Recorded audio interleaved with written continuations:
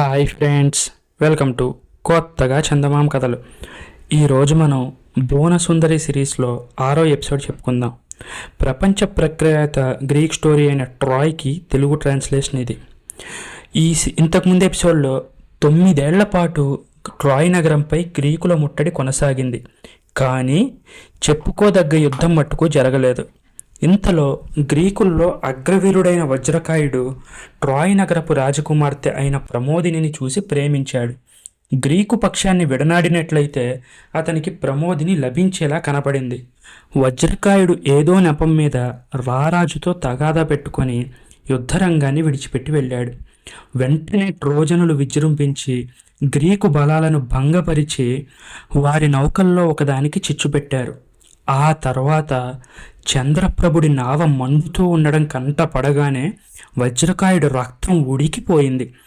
Greek పక్షాన తాను గాని తన బలాలు గాని ఇక యుద్ధం చెయ్యబోవడం లేదన్న ప్రతిజ్ఞను అతడు కొంతవరకు ఉపసంహరించుకొని గ్రీకులకు సహాయంగా తన బలాలను అప్పటికప్పుడే పంపాడు. ఈ లోపుగా పితృకీర్తి అనే గ్రీకు యోధుడు విజృంభించే ట్రోజన్ బలాలలో పెద్ద కలవరం కలిగించాడు. మండిపోతున్న గ్రీకు నౌకలను చుట్టుముట్టిన ట్రోజను సైనికుల మధ్యకు అతను ఒక శూలాన్ని బలంగా విసిరాడు. ఆ శూలం ఒక వీరుడికి తగిలి అతను కూలిపోయాడు. ఇది చూసి ట్రోజనులు వజ్రకాయుడి పనేనని అతను యుద్ధరంగానికి తిరిగి వచ్చాడని అనుకున్నారు. వజ్రకాయుడంటే ట్రోజనులకు సింహస్వప్నం. అందుచేత వారు కంగారు పడి చెల్లాచెదురై పారిపోసాగారు. ట్రోజనులకు ధైర్యం చెప్పి నిలవగల యోధుడెవ్వడూ లేకపోయాడు.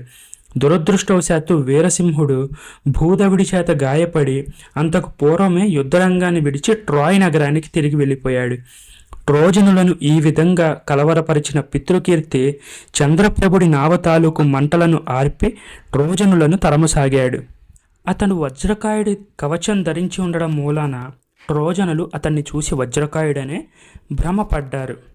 ఎలాగైనా ఆ రోజు ట్రాయ్ నగరాన్ని వశపరుచుకోవాలని పితృకీర్తి తీర్మానించుకున్నాడు. నగరం చుట్టూ ఉన్న కోటగోడలను ఎగబాకడానికి అతడు 3 సార్లు విశ్వ ప్రయత్నం చేశాడు. కానీ ట్రోజనులు ఈ ప్రయత్నాలను సాగనివ్వలేదు. చీకటి పడిందాకా యుద్ధం సాగుతూనే ఉంది. మసక చీకటిలో పితృకీర్తి వెన్నులో ఎవరో పొడిచారు. అతని శిరస్త్రాణం పడిపోయింది. అతని చేతిలో ఉన్న శూలం విరిగిపోయింది. ఇది గమనించి మరొక ట్రోజను వీరుడు అతన్ని ఇంకొక పోటు పొడిచాడు. పితృకీర్తి బాగా దెబ్బతిని నిరాయుధుడై తూలుతూ యుద్ధరంగం నుంచి వెళ్ళిపోతూ ఉండగా వీరసింహుడు యుద్ధరంగానికి తిరిగి వచ్చి పితృకీర్తిని ఒకే వేటుతో చంపేశాడు.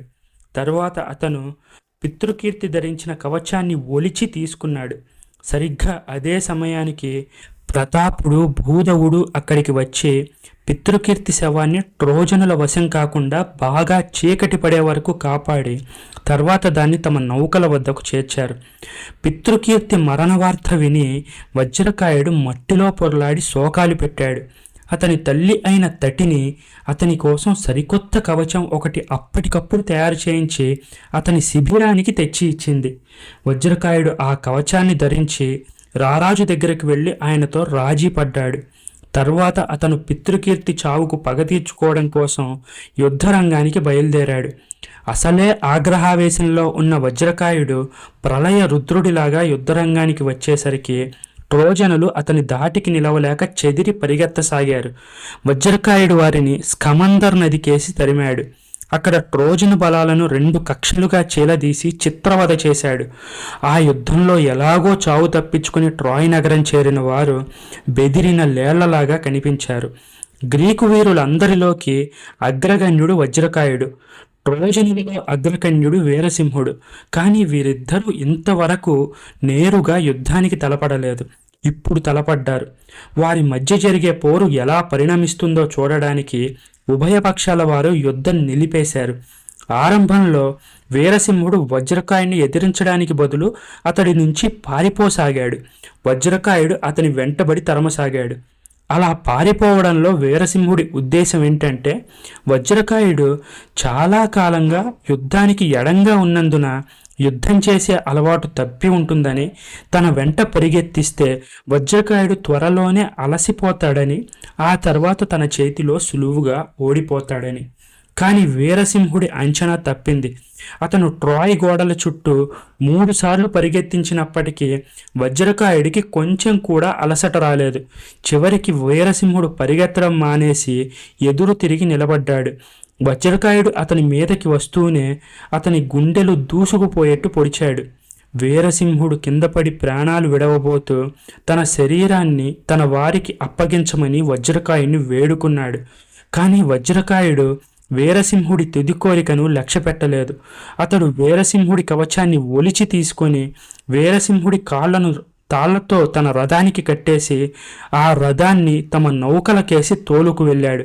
వీరసింహుడి శవం మట్టిలో కొట్టుకుంటూ రథం వెంట వెళ్ళింది. ఈ విధంగా తన పగ తీరాక వజ్రకాయుడు పితృకీర్తికి అంత్యక్రియలు చేసి అతని సమాధి వద్ద గుర్రాలను, పితృకీర్తి వెంట ఉన్న 9 వేట కుక్కల్లో 2టిని, 12 మంది ట్రోజన యుద్ధ ఖైదీలను బలిచ్చాడు. ఈ విధంగా బలి అయిన ట్రోజనుల్లో వర్ధనుడి కుమారులు కూడా ఉన్నారు. వీరసింహుడి శవాన్ని పితృకీర్తి వేట కుక్కలకు వేయాలని కూడా వజ్రకాయుడు ఆలోచించాడు. కానీ ఆ ప్రయత్నాన్ని మానుకున్నాడు. పితృకీర్తి అంత్యక్రియల సందర్భంలో పోటీ పందాలు జరిగాయి. రథాల పోటీలో దేవమయుడు నెగ్గాడు. మల్లయుద్ధంలో రూపధరుడు, భూధవుడు సమఉజ్జీలుగా నిర్ణయించబడ్డారు. ఇంత జరిగిన వజ్రకాయుడి పగ పూర్తిగా చల్లారలేదు. అతడు రోజు తెల్లవారుజామునే లేచి వీరసింహుడి కళేబరాన్ని పితృకీర్తి సమాధి చుట్టూ 3 సార్లు ఈడ్చేవాడు.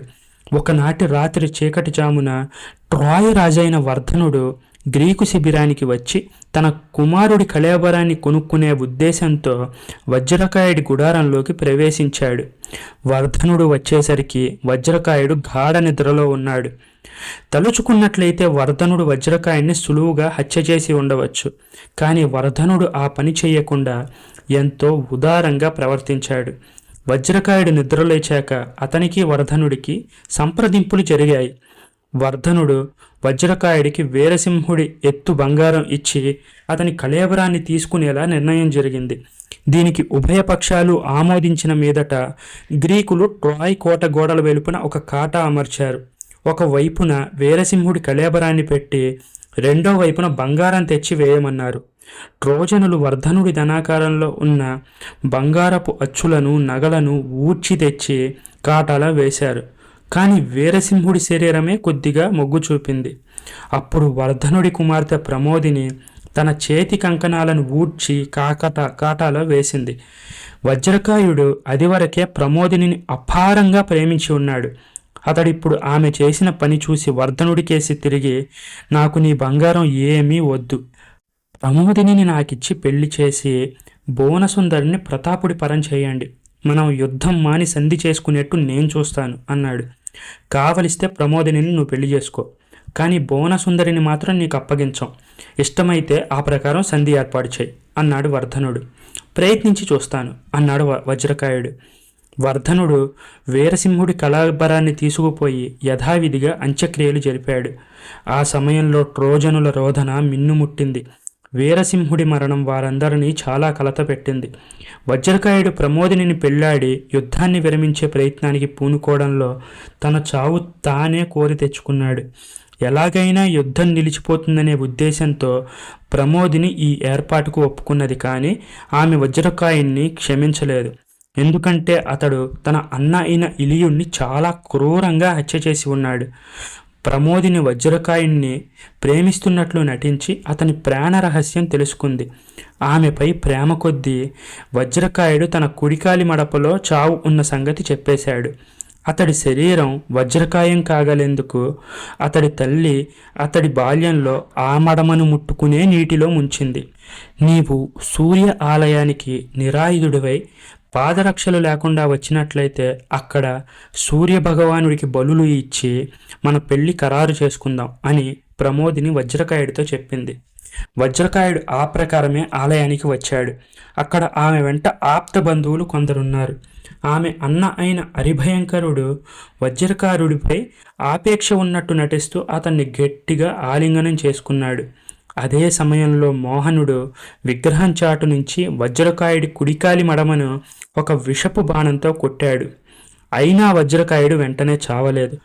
ఆలయంలో ఉండే అగ్నిగుండం నుంచి 2 కొరవులు చెరో చేత తీసుకొని వాటితో అక్కడ ఉన్న ట్రోజనులను చావబాదాడు. ఆ దెబ్బలకు అనేక మంది ట్రోజనులు, ఆలయంలో ఉండే పనివాళ్లు బలయ్యారు. ఈ లోపుగా గ్రీకు శిబిరంలో రూపుధరుడు, భూధవుడు మొదలైన యోధులకు వజ్రకాయుడు ఏదో కుట్ర చేస్తున్నట్లు అనుమానం వచ్చింది. ప్రమోదిని పెళ్ళాడి యుద్ధం నిలపడానికి అతను మాట ఇచ్చినట్టు వారెవ్వరికీ తెలియదు. వజ్రకాయుడు సూర్యాలయానికి ఒంటరిగా బయలుదేరి వెళ్ళినట్టు పసిగట్టి గ్రీకు యోధులు కుట్ర ఏంటో తెలుసుకుందామని అక్కడికి వచ్చారు. వారు ఆలయ ద్వారం నుంచి లోపలికి వచ్చే సమయంలో మోహనుడు, హరిభయంకరుడు ఆ ద్వారం గుండానే బయటకు పోతూ ఎదురయ్యారు. రూపధరుడు, భూధవుడు, దేవమయుడు ఆలయంలోకి వచ్చి కొనప్రాణంతో ఉన్న వజ్రకాయుడిని చూశారు. ట్రాయ్ నగరం వశమయ్యాక నా సమాధి వద్ద ప్రమోదిని బలి ఇవ్వండి, ఇదే నా చివరి కోరిక అంటూ వజ్రకాయుడు తన అనుచరుల చేతుల్లో ప్రాణాలు వదిలాడు. మహాబలుడైన భూధవుడు వజ్రకాయుడి శరీరాన్ని తన భుజాన వేసుకున్నాడు. 3 యోధులు ఆలయం వెలుపలికి వచ్చారు. వజ్రకాయుడి శవాన్ని ఎలాగైనా సంపాదించడానికి ట్రోజన్లు విశ్వ ప్రయత్నం చేశారు. కానీ గ్రీకు వీరులు వారిని తరుమి కొట్టి శవాన్ని తమ నౌకల వద్దకు చేర్చారు. వజ్రకాయుడి తల్లి అయిన తట్టిని దుఃఖానికి అంతులేదు. ఆమెతో పాటు గ్రీకు యోధులందరూ 15 రోజుల పాటు శోకం అనుభవించారు. 18వ రోజున వజ్రకాయుడి శవాన్ని చితిమీద కాల్చి అతని అస్థికలను, పితృకీర్తి అస్థికలను చేర్చి ఒక బంగారు పాత్రలోనే ఉంచి ట్రాయ్ నగరానికి సముద్రానికి మధ్యగా ఉన్న ఒక స్థలంలో సమాధి చేసి అక్కడ ఒక ఎత్తైన రాళ్లగుట్ట ఏర్పాటు చేశారు. ఆ స్థలానికి సమీపంలోనే ఉన్న గ్రామానికి వజ్రకాయుడి పేరు పెట్టి ఆ గ్రామంలో అతని పేరు మీద ఒక ఆలయం కట్టి అతని శిలా విగ్రహాన్ని కూడా స్థాపించారు. చెవులకు స్త్రీలు ధరించే పోగులు గల ఈ విగ్రహం ఇప్పటికీ అక్కడ ఉంది. ఇంతటితో ఈ ఎపిసోడ్ ఎండ్ అయింది. నెక్స్ట్ ఎపిసోడ్ని నేను రేపు ఇదే టైంకి అప్లోడ్ చేయడానికి ట్రై చేస్తాను. ఈలోపు మీరు దీనికి ముందు ఎపిసోడ్ వినాలి అనుకుంటే ఆ ప్లేలిస్ట్ లింక్ నేను పైన కార్డ్స్లోను కింద డిస్క్రిప్షన్లోనూ ఇస్తాను. వాటిని కూడా వింటే మీకు మొత్తం క్లారిటీ వస్తుంది. ఈ కథ మీకు నచ్చినట్టయితే దీన్ని లైక్ చేయండి, మీ ఫ్రెండ్స్ అందరికీ షేర్ చేయండి. అలాగే మన ఛానల్ని సబ్స్క్రైబ్ చేసుకోవడం మాత్రం అస్సలు మర్చిపోకండి. Thank you friends.